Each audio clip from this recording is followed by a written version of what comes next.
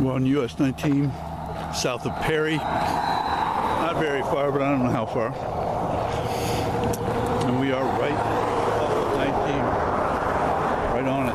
The traffic in the background is all 19 traffic. Labor Day, probably about 10 or 11 o'clock in the morning. And that's why, if people are coming back from their 2-day vacations, weekend, saw this really cool abandoned motel and I thought we'd stop and check it out. This is what used to be the office. We're in the inside of the office. Some of the porcelain, old school porcelain tile, old school classic Art Deco Florida roadside attraction, 60s or 70s probably. The building itself may go back to the 50s. I would think probably not much more than that. This would have been the office, and probably the owners slash managers would have lived here in this location. There's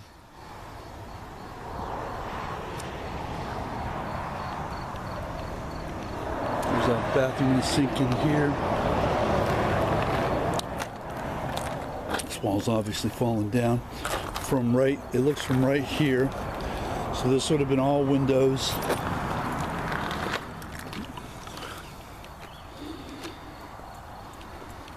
There's the old toilet tank cover. We have a sink in here. I don't see the toilet in there. So they must have just had a sink in there and nothing else. This is the shower, probably. The tile all the way up the wall, giving that part of it away. See.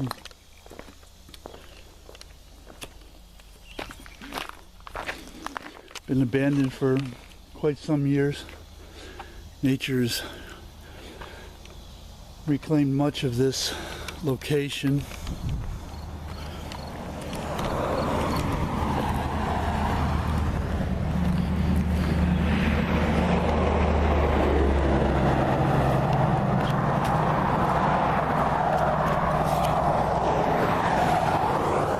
Start basically at the beginning. There's a small campground in the back, probably 10 or 12 rooms. This would have been a classic Florida roadside mom and pop operation back in the day. There's one of probably my favorite scene of this whole place is that cool old motel sign. Would have been neon, flashing, vacancy or no vacancy, signaling to travelers up and down the road. Back in the day, not before telephones and probably not before reservations, but probably, well, certainly before you could go online and make reservations. And in a time when even then you would drive until you were done, till you were tired and ready to, let's find the next hotel, honey. Okay, boom, there it is. And then they would have had a no vacancy sign, and you'd have to keep going and keep going and on and on and on.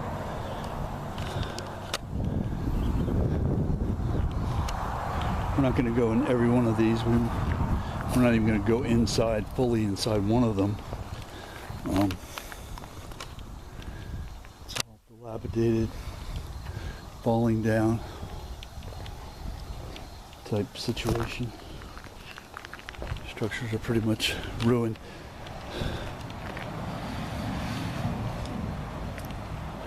But you can see what they were. They were good sized rooms for back in the day. Sort of got 2, 4, 6, 7.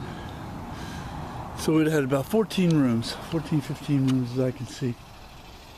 If one of these, each one of these windows would have been a room. Some rooms would have been connecting. There's a door connecting it. So you would have got basically one big room for you and your family, but you would have paid for 2 rooms, of course. don't know anything about the accommodations, if they would have had TV, what kind of TV it would have been. It certainly would have been cable. Cable wasn't even created back in those days. So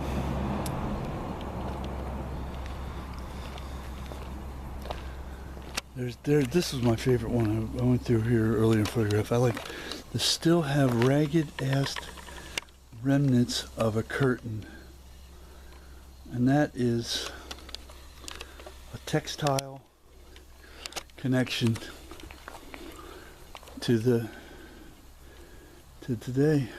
I mean, you expect concrete to last basically forever, but cloth not so much. And you can see the facade of the brick, the stucco, whatever you would call it.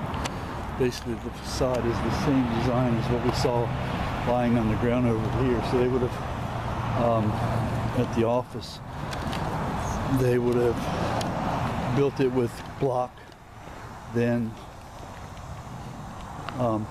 created the brick facade out of a stucco type situation.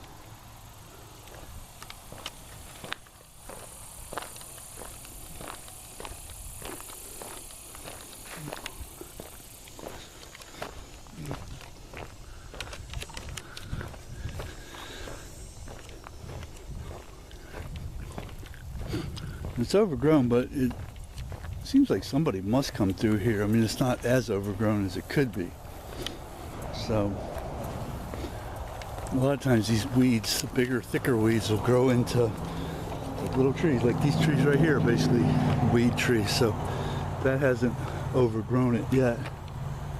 So maybe the people next door, this was their families and they just never, who knows, But this is the campground area.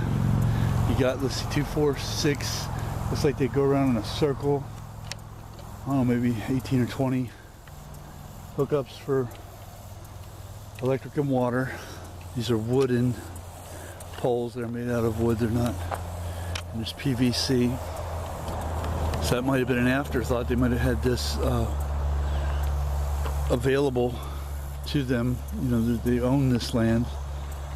And so they decided to get some extra money out of it. And when the RV boom joined in with just the regular traveling boom, they decided to make money off of it. And absurd, some of this stuff is just dumped from, people can dump here because it's abandoned. But anyway, that's it for that.